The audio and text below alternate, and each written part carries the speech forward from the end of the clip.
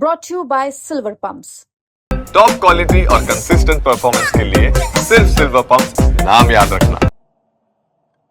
Shri Arjun Chautala. Sir, question number 68।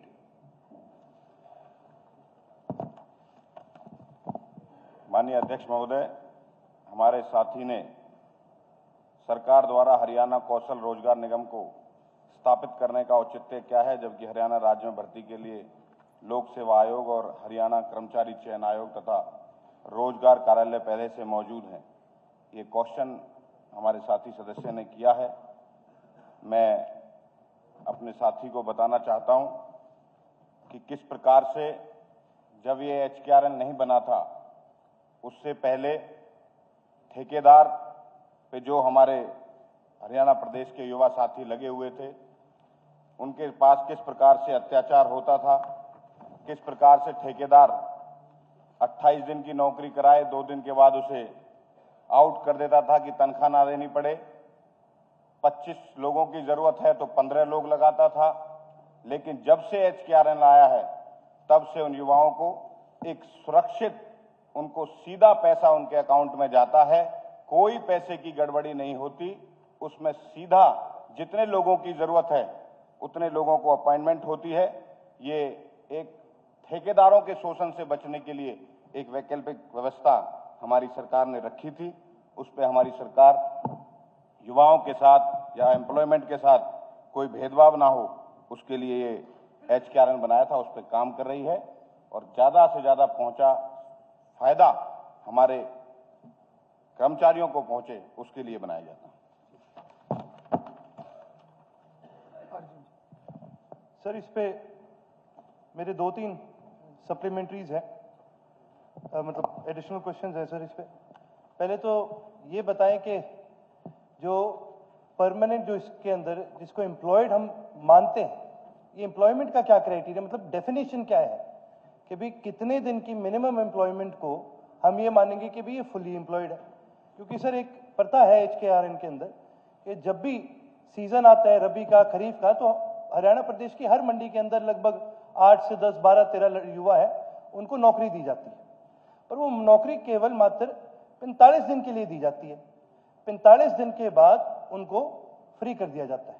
उसी प्रकार से 6 महीने बाद अगला सीजन आता है, फिर 45 दिन के लिए हर प्रत्येक मंडी में 7-8 लड़कों को नौकरी देने का काम करते हैं। तो भाई जब 45 दिन की नौकरी दी जा रही है पूरे साल के अंदर, तो उसको सर हम फुली एम्प्लॉयड तो नहीं मान सकते। तो मैं ये जानना चाहूंगा भाई HKRN फुली एम्प्लॉयड किसको मानती है।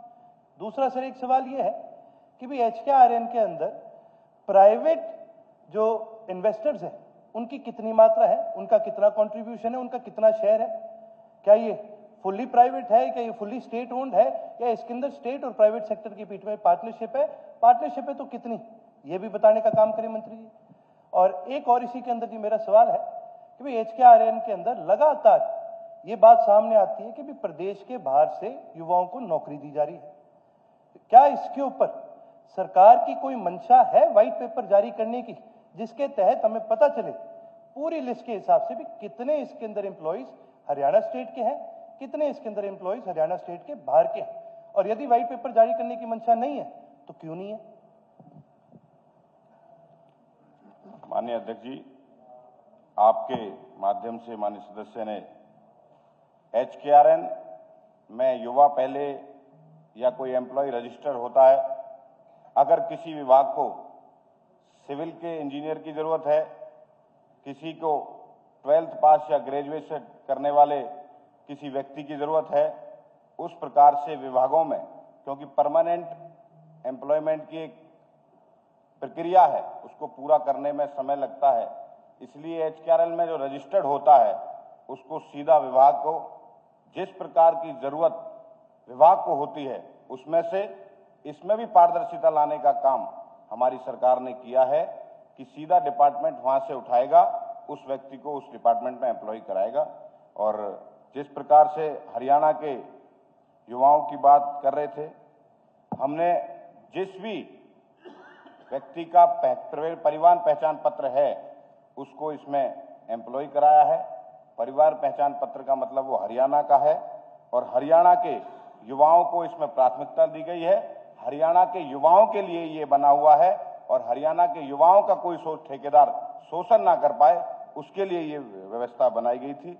बहुत बहुत धन्यवाद।